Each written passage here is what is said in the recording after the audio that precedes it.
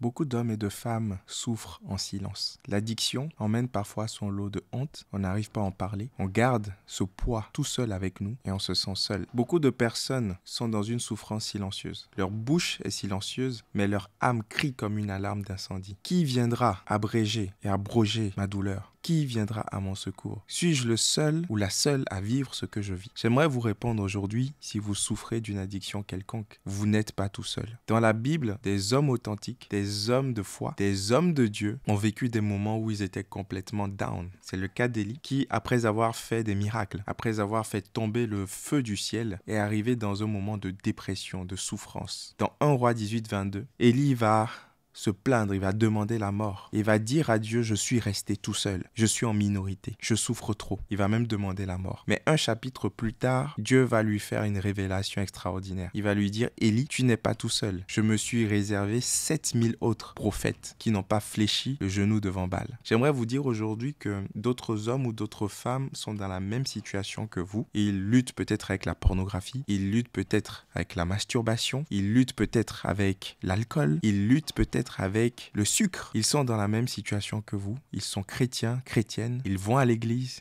Ils chantent des cantiques, ils servent, ils donnent leur dîme. Et pourtant, dans leur vie, ils ont des blocages. Ils ont des choses qui les rendent coupables. L'autre bonne nouvelle aujourd'hui, c'est que plusieurs ont réussi à s'en sortir. C'est mon cas. Ça a été le cas de beaucoup de gens. Je suis pasteur, je suis des gens, des frères qui ont eu la victoire sur toutes ces mauvaises pratiques. Et j'aimerais vous dire aujourd'hui à vous aussi que vous aussi, vous pouvez vous en sortir. Imaginez une vie sans addiction. Imaginez tout ce que vous pourriez faire pour Dieu si jamais vous ne tombiez plus. Imaginez la confiance que vous auriez, la fierté d'être un enfant de Dieu, de pouvoir vous lever le matin et savoir que toute la journée vous allez accomplir uniquement les plans de Dieu. Imaginez la joie, la victoire de savoir que l'ennemi est à vos pieds, que tous les démons et les esprits de l'enfer vous sont soumis. Imaginez la joie de pouvoir marcher la tête haute en sachant qu'il n'y a plus rien de l'ennemi en vous, en sachant que vous êtes l'enfant bien-aimé de Dieu. Cette vie est possible, les amis. Comment est-ce possible? En ouvrant les yeux sur le plan de Dieu pour votre vie. Dieu ne vous a pas créé sur terre pour que vous souffriez de l'addiction. L'ennemi vient et il veut vous ralentir, il veut vous bloquer, il veut venir voler, dérober, égorger, détruire, il veut venir vous salir, mais c'est pas le plan de Dieu pour vous. Et j'aimerais vous dire qu'une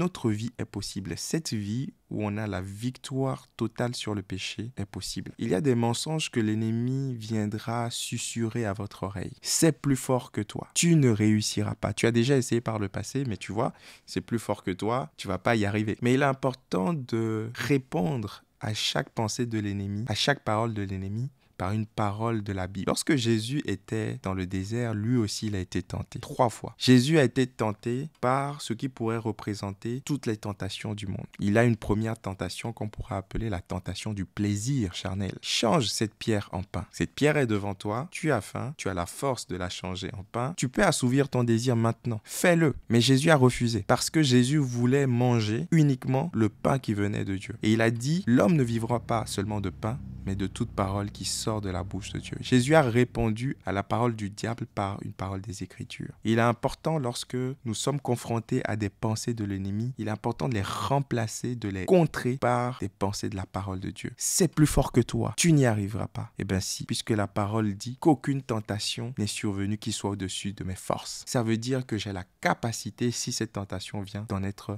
victorieux. Jésus a vécu toute forme de tentation. Il a aussi vécu la tentation du pouvoir. Jette-toi en haut du temple. Les anges vont venir te porter. Le pouvoir spirituel, la sensation d'avoir des gens à notre service, la sensation de contrôler les autres, de contrôler les circonstances. Jésus a également refusé cette sensation. J'aimerais vous dire que souvent, lorsqu'on creuse les addictions, on trouve qu'il y a de l'ego qui nourrit l'addiction. Souvent, des hommes qui sont prisonniers de la masturbation, de la pornographie, pas parce qu'ils sont obsédés, mais parce qu'ils veulent une zone de contrôle, une zone où ils sont maîtres, une zone où ils ont le pouvoir. Et en mourant à notre ego, en acceptant de laisser ce pouvoir qu'on veut avoir sur les choses, sur les circonstances, on affaiblit la chair et on a la vie victoire sur l'ennemi. Il y a des solutions qui sont possibles. Jésus a également vécu la tentation des richesses. Le diable lui a dit, si tu te prosternes devant moi, je te donnerai toutes les richesses de la terre. Qu'est-ce que tu ferais si tu avais 10 fois plus d'argent? Souvent, l'argent et les richesses matérielles viennent révéler l'état de notre cœur. Comme on dit, tout péché a un prix. Souvent, on ne pêche pas parce qu'on n'a pas assez d'argent pour s'offrir ces péchés-là. Que ferais-tu si tu avais 100 fois, 1000 fois plus d'argent? 10 millions qui arrivaient aujourd'hui dans ton compte. Beaucoup de gens iraient dans toutes sortes de luxures, iraient dans toutes sortes de formes de dépenses. Oui, parce qu'il y a une addiction aussi au niveau de l'argent, des achats compulsifs. Beaucoup de gens iraient dans des soirées arrosées avec des substances pour vivre une vie intense. Et Jésus a également dit non. Jésus a dit, je ne me prosternerai que devant Dieu, pas devant toi, en parlant au diable. Si Jésus, en tant qu'homme, a réussi à supporter et surmonter toute cette tentation, vous aussi, vous pouvez le faire. Il nous a donné cette capacité en tant qu'enfant de Dieu à résister à toute forme de tentation.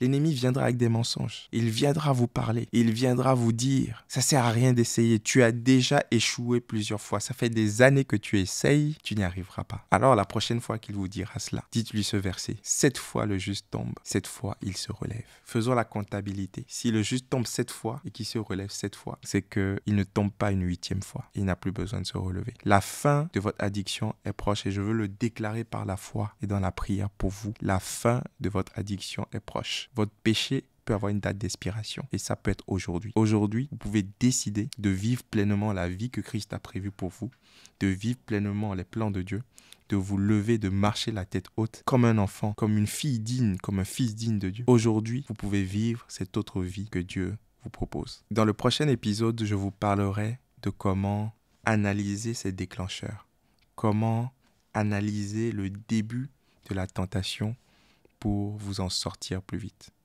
Que Dieu vous bénisse et à bientôt.